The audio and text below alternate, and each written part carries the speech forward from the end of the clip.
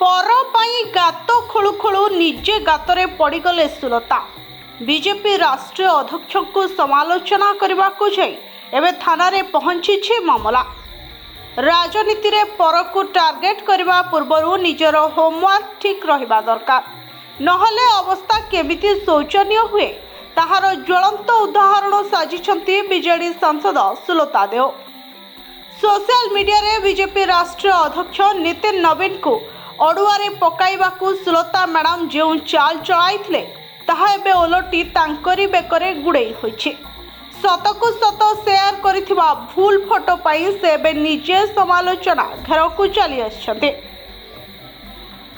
Social media account रे BJP नेता नितिन नवीन को समालोचना करी एक पोस्ट करथिले सुलता। हेले उत्साह भितरे से फोटोर सत्यासत्य न परखी एक भूल फोटो पोस्ट करदेले।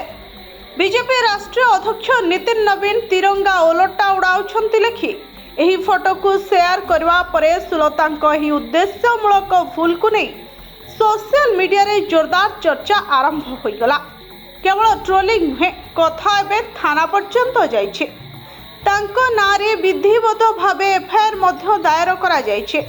पूर्वरु तांकर फेसबुक अकाउंट को किछि एही भली विवादीय पोस्ट पाई मेटा ब्लॉक कर देथिबा बेले एबे भी अभ्यास छाड़ी पारुनाहंती सांसद।